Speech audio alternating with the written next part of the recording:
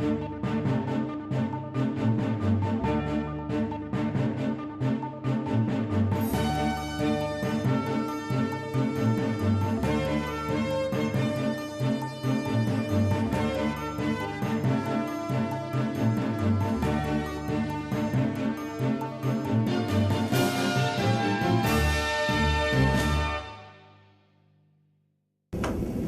for joining us here at 1097 News. I'm Martin Ramstone.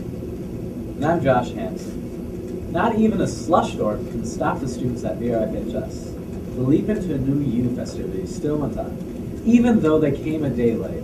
With this story, we head to Kristen Getter.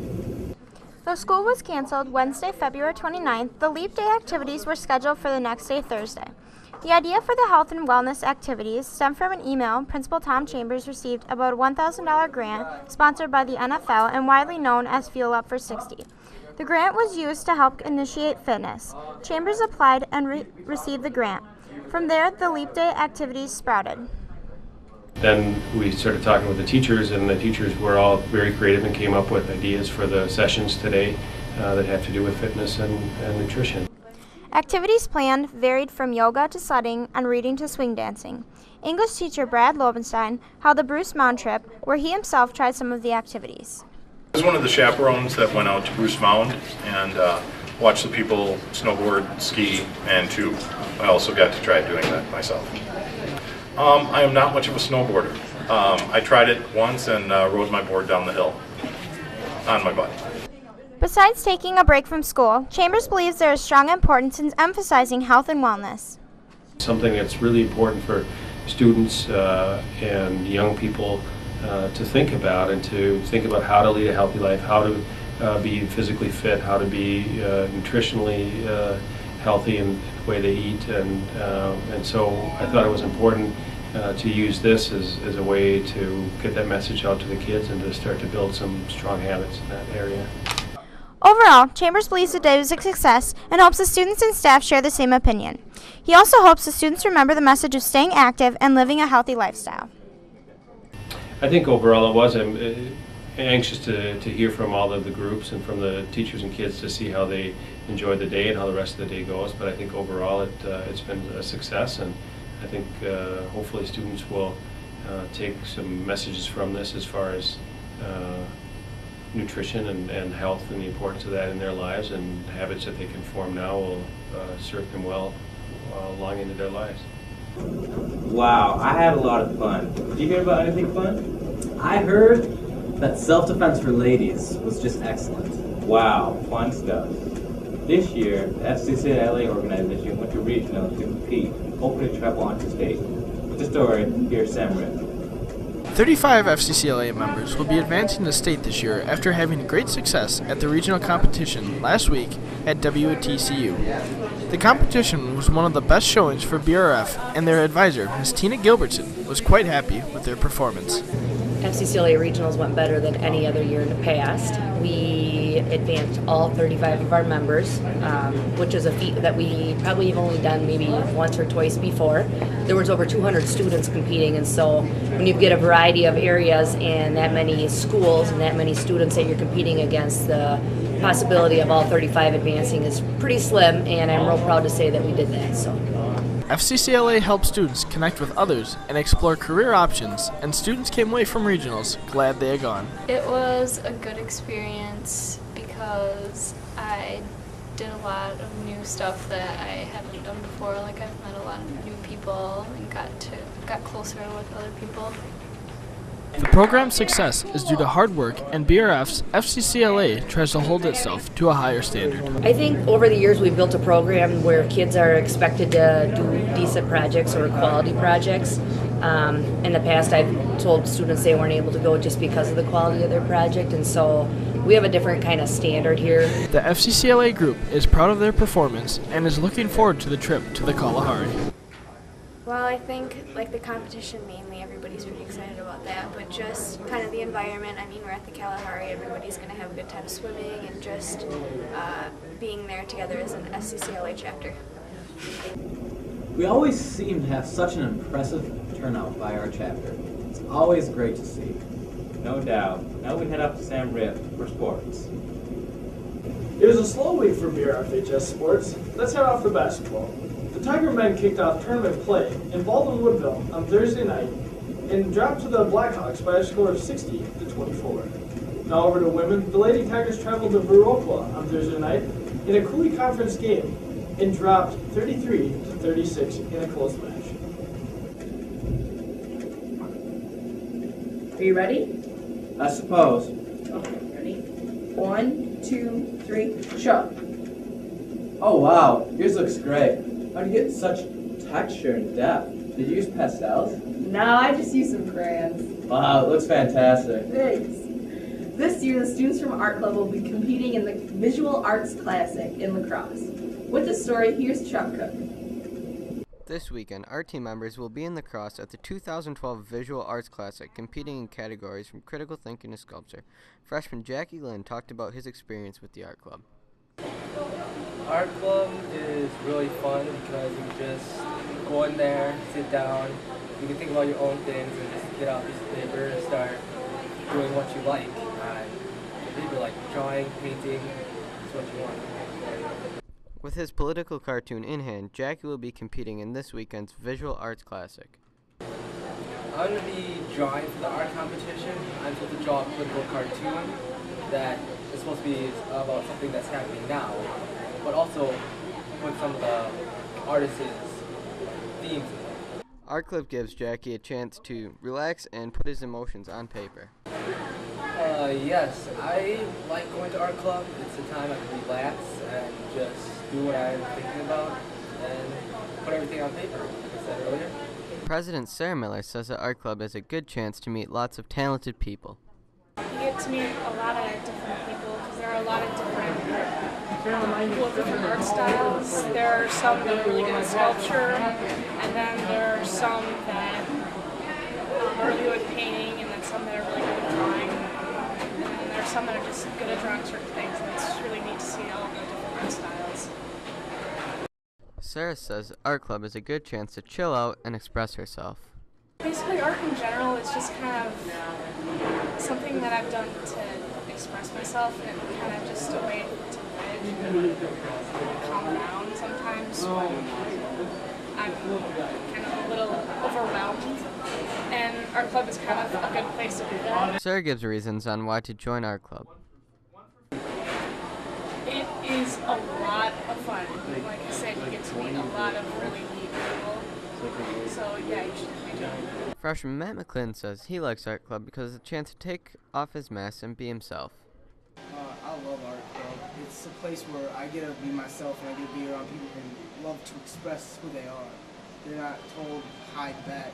We are told to do whatever we feel, do what us makes us happy. Art Club is a chance to express yourself in a creative way while having fun and competing. So next time you want to express yourself, think about Art Club.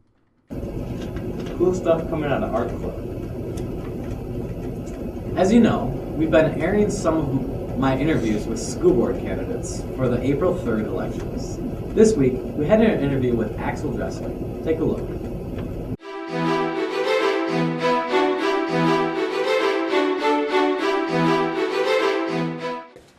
Well, let's start with a little background. Tell us just a little bit about yourself. Josh, I've been a teacher here in our district for 33 years, and I went through our family history just recently, and including my brothers and my wife who taught for 30 years, and cousins. We have teachers in our midst that range all the way from elementary school to university professors. So education's in my blood. There's an old cliche that says once a teacher, always a teacher, and I think that applies here. When we get together for holidays or family reunions, we talk about the typical things like the Packers or the Carner Blue butterfly or whatever, but inevitably the conversation always turns to education. Not so much about the subject matters, but about kids. And so I have a great interest in kids. Mm-hmm. So why have you decided to run for the school board, and what makes you qualified to serve on it? Well, the qualification part, because I've been a teacher for 33 years, you get to see much more than dealing with students. In fact, probably the part in dealing with students is the most fun part, but there are also political things that happen within a school district. And as of, we all know that Wisconsin schools have taken a big hit this last year, and teachers have been demonized, and I really, really feel badly about that. I take that quite personally. So I've become involved in a community education support group and found out some things about our district that I believe are not healthy, and have attempted to address the school board, and it's very difficult to address the school board because they're policy driven. It's important for school boards to have policies, but it also, one should have access to the public. So, and that's how, in trying to do that, that's kind of awoke my interest in running for school board. All right. So, what is your philosophy of education? So, what should a school do? What is its purpose? Primarily, I'm a real advocate of public education. I believe it's a society's duty to educate young people, and I think it's obviously it doesn't come free, and it's a society's duty to pay for that also. It's important. We hear constantly about how students in the United States are not to be compared with students from other countries, and perhaps that's true, but perhaps that's also because we don't put in the effort, or probably the effort is there, but we don't support it as much as we could. And I do believe that the school's job is to have the best staff available to work with students, with young people, and give them as many opportunities as they possibly can. We want well-rounded young people so that they can make intelligent decisions as they're growing and as they become adults. How would you plan to deal with any budget shortfalls? That's obviously a real tough question for any of the candidates. I tell you that what I would not do is cut any more programs or cut any more staff, because that's a killer for any educational system. We do have to deal within our means, and our school district doesn't have control over what our state government allows us to have for money. So we have to make the best of what we have. But inevitably, if it comes to it, there do need to be some cuts made. I don't believe it ought to be in course offerings, in opportunities for kids, and of course not for staff. Thanks again, Josh. No problem. I just really want people to make an informed decision when it comes to the elections on April 3rd. It's going great. Thanks. That wraps up our broadcast. With Channel 97 News, I'm Josh Hansen. And I'm Martin Brownstone. Remember, Redwood Falls, be cool.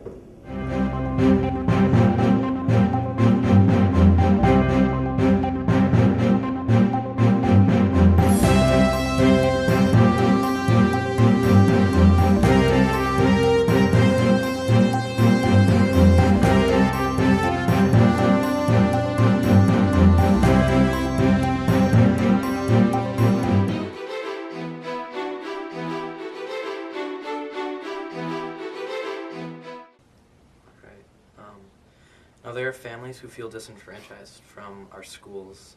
What would you do as a board member to help strengthen those ties between the district and those families? First of all, we need to find out for sure why these families would be disenfranchised. I have some suspicions, I've heard things, but none of these have been identified as being the specific reasons. Possibly, and I suspect, It might have something to do with course offerings. Parents love their children, they want the best for their kids. And if they have high hopes for their kids, and if the course offerings aren't there for those particular kids, or they've been cut, or staff has been cut so that they can't get into a course that they want, it makes it very difficult. And some of them have moved along to alternative schools, and I'm sorry to hear that. So we need to find out what it specifically is that's causing them to move kids away from the district. So how would you promote our school district to attract families through school choice? It's not going to be easy because we need to make some changes. First, I believe, we need to know that we, staff for instance, is sufficient, that we offer the courses that parents want their kids to have. And I think that might come first, that we have to address those issues before these parents would feel comfortable bringing their kids back. All right, so if you had to choose 2 or 3 priorities that the district should focus on, what would they be? I'm sticking to the same things. We need the opportunity for kids to do things. Course offerings, we can't cut course offerings, and we can't cut staff. And all those are, in my mind, are interrelated. You can't be an advocate for students without being an advocate for staff. The two are too close together. Okay. Currently there is a continued discussion about student assessment and grade retention. What's your philosophy on student assessment and grade promotion? Assessment we need to have that. We need to have some data whether students are learning the material or not.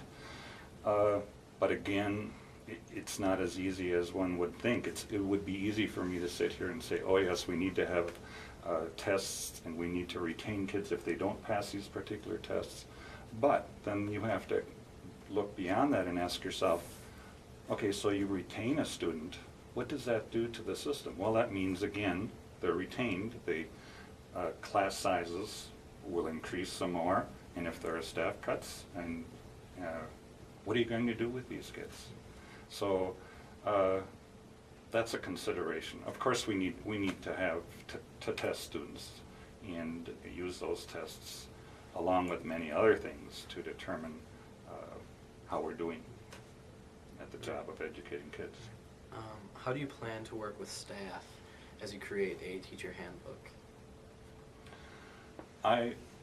First of all, I believe we need to mend some fences. As it stands right now, there's a certain level of mistrust. And you can have all the meetings in the world. You can, if there's mistrust, and you need to address that particular item. You can give a teacher all the apples, the shiny apples, and put them on their desk that you want, unless you can regain their trust. And I would like to attempt to do that by getting out into the schools, by speaking to teachers, by speaking to students. I want to speak to principals, and I want their honest opinions, not canned things. I want to be able to speak with them one-on-one. And so building trust is my big emphasis. All right. Now, there's this issue of merit pay. Yes. Do you think that's a plausible idea? I don't.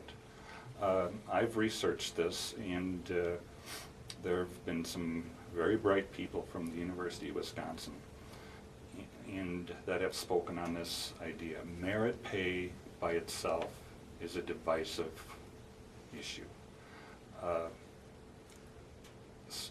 And I don't care what you call it. If you call it supplemental pay or merit pay or extra pay, it's all the same thing. You need to have, and this is a word that I'm really tired of hearing, collaboration, but you need to work together. The teachers need to have input as to how any kind of monies are allotted to teachers. And only, again, by speaking and communicating and with trust can a formula be worked out. But merit pay in itself, without those things, does not work. In fact, there's no data whatsoever anywhere that says merit pay, the outcome of merit pay is better students. All right, so what do you see as the current positives and negatives in our school district? Obviously, the big positives. We have the students, just by the fact of watching Channel 97,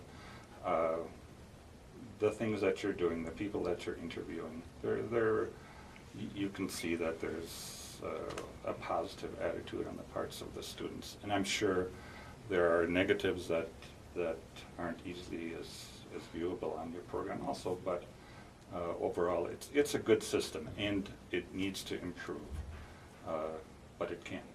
Right. So last question, why should we vote for you? I believe I'm an honest person. I believe I have a passion for kids. I have 33 years of working with students.